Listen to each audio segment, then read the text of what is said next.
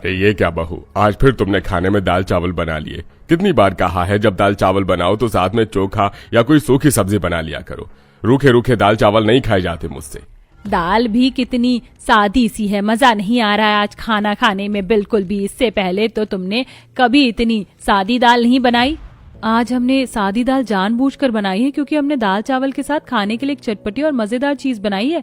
हम अभी लेकर आते हैं। अनीता आंगन में जाती है और एक बड़ा सा प्लास्टिक का डिब्बा उठाकर लाती है जिसके अंदर ढेर सारा गाजर का अचार था। अनीता एक एक कर सभी को गाजर का अचार परोसती है और सब जैसे ही उन रूखे दाल चावल के साथ वो चटपटा गाजर का अचार खाते हैं। अरे बहू, सादी सी दाल चावल के साथ ये गाजर का अचार, आहा, क्या स्वाद दे रहा है। पहले तो मेरा एक प्लेट भी दाल चावल खाने का मन नहीं कर रहा था, अब तो मैं 3 से 4 प्लेट खाऊंगा। सच में गाजर का अचार काफी चटपटा बना है, मैं तो इसे रूखा भी खा सकता हूँ। अरे बहू, इन सर्दियों के मौसम में तो हमारे घर में एक बार भी गाजर नहीं आया, तो तुमने गाजर का अचार कैसे बनाया? यहीं पास में एक गाजर का खेत है तो वहां से थोड़ी बहुत गाजर तोड़ कर ले आए थे और घर में मसाले तो थे ही, तो हमने गाजर का अचार बना दिया। पांचों बहुएं गाजर का काफी सारा अचार जो उन्होंने बनाया था उनके घर वालों के साथ साथ उनके पड़ोस में रहने वाली लक्ष्मी भी खाती हैं। कभी कभार उनसे मांग लिया करती थी। आज मेरा भाई आया है गांव से। जब मैंने उसे तुम्हारा गाजर का अचार खिलाया तो देखते ही देखते 6-7 रोटी खा गया अचार के साथ। मुझे भी बताओ ना, तुम किस तरह बनाती हो गाजर का अचार? उस दिन हमारे मोहल्ले में एक अचार बेचने वाली आई थी।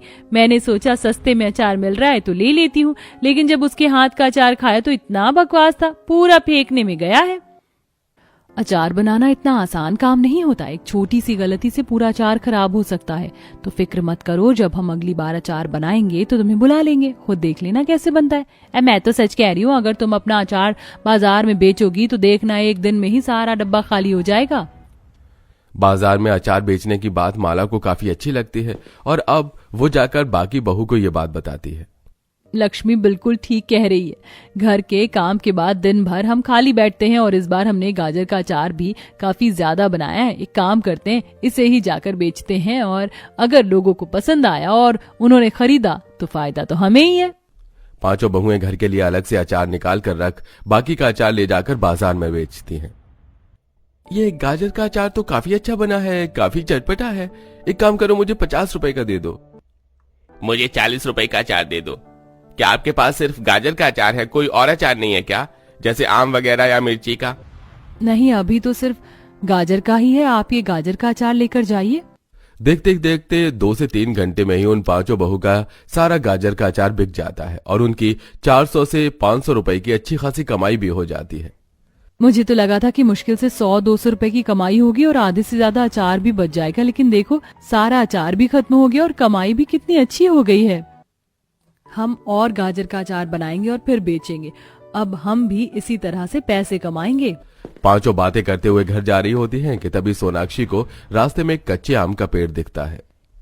अरे वो देखो, कच्चे आम का पेड़। तुम्हें याद है उस ग्राहक ने हमसे कच्चे आम के अचार की मांग की थी और देखो भगवान का करिश्मा, हमें ये कच्चा आम का पेड़ दिख गया। चलो यहाँ से कच्चे आम तोड़ते हैं और फिर इसका अचार बनाएंगे। कच्चे आम को देखकर तो मेरे मुंह में अभी से ही पानी आ रहा। चलो इसे तोड़ते हैं।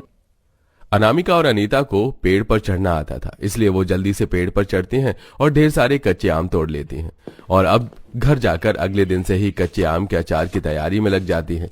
तभी माला और पल्लवी टोकरी भरकर ढेर सारी लाल और हरी मिर्च लेकर आती हैं। अरे, ये तुम्हें इतनी सारी हरी मिर्च कहाँ से मिल गई?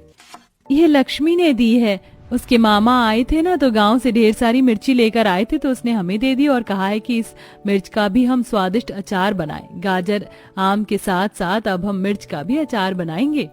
अब वो सभी मिलकर अचार की तैयारी करती हैं और कुछ दिनों में अचार की तैयारी होते ही वो सब उन्हें बेचने के लिए बाजार चली जाती हैं। अरे वाह दीदी, आप तो काफी बढ़िया अचार बेचती है। पता है, मैं यहाँ पास के एक हॉस्टल में रहता हूँ। हॉस्टल का खाना कैसा होता है ये तो आपको पता ही है ना, न नमक मिर्च होता है और ना ही कोई स्वाद। लेकिन अब तो आपके अचार के साथ आराम से हॉस्टल का खाना खा सकता हूँ। आपके ये तीनों अचार मुझे तो काफी बढ़िया लग रहे हैं, मेरे लिए सब पैक कर दीजिए।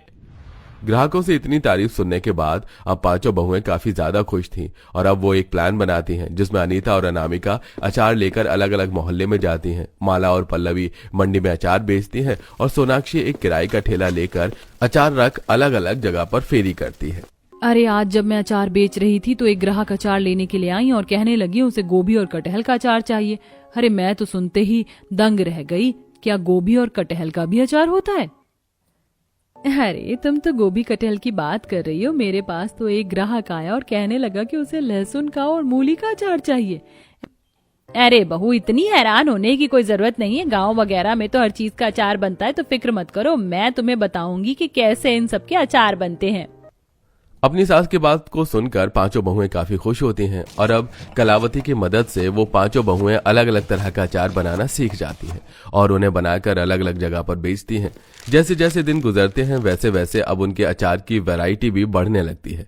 कहीं किसी बहू को मिक्स अचार बनाने का ख्याल आता है तो किसी बहू को आंवले का पेड़ दिख जाता है तो उससे वो आंवला तोड़कर उसका भी अचार बनाती है, तो कोई बहू मूली का अचार बनाती है।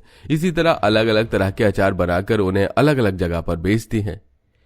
आपने जो लहसुन का अचार दिया था ना, वो मेरी सास को काफी ज्यादा पसंद आया।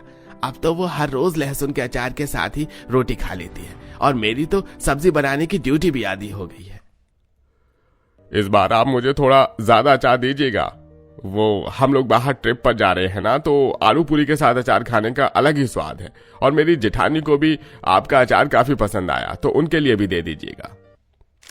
हर रोज की तरह सभी बहुएं अलग अलग जगह पर अचार बेच रही होती हैं कि तभी अनामिका के पास एक कैलाश नाम का बूढ़ा आदमी आता है। आइए अंकल, बताइए कौन सा अचार चाहिए? हमारे पास पूरे 10 तरह के अचार हैं, आम, आमला, लहसुन, गाजर, कतर, मूली। बताइए कौन सा अचार चाहिए? बेटा, जितने अचार हैं सब कर दो, वो भी 10 किलो। वो क्या है ना, यहीं पास में मेरा एक रेस्टोरेंट है। एक बार तुम्हारे यहाँ से थोड़ा सा अचार मंगवाकर ग्राहकों को खिलाया था, तो उन्हें तो हमारे खाने से ज्यादा तुम्हारा अचार पसंद आ गया। इसलिए हम चाहते हैं कि आप जो हमारे रेस्टोरेंट में तुम्हारा अचार इस्तेमाल किया जाए, वो तुम लोगों के लिए इतनी मात्रा में तुम अचार बना सकती हो। अरे हाँ अंकल, क्यों नहीं, जरूर। आप सिर्फ बता दीजिए कि क्या आपको अचार कब तक चाहिए और कितने चाहिए। इतना बड़ा ऑर्डर मिलने पर अनामिका काफी खुश होती है और जल्दी से घर आकर सभी लोगों को सारी बात बताती है, जिसे सुन वो सभी अपने ऑर्डर के मुताबिक अलग अलग तरह का अचार बनाना शुरू कर देती हैं। अरे अभी तो सिर्फ 5-5 किलो ही अचार बनकर तैयार हुआ है, इतनी जल्दी बाकी का अचार कैसे बनकर तैयार होगा? मुझे भी फिक्र हो रही है कहीं वो ऑर्डर कैंसिल ना कर दें। अरे बहू, क्यों इतना परेशान हो रही हो? जितना अचार बना है उतना ले जाकर उन्हें दे दो और बाकी के अचार के लिए उनसे थोड़ा वक्त मांग लो। अब 5 किलो 4 दिन में थोड़ी ना खत्म हो जाएगा।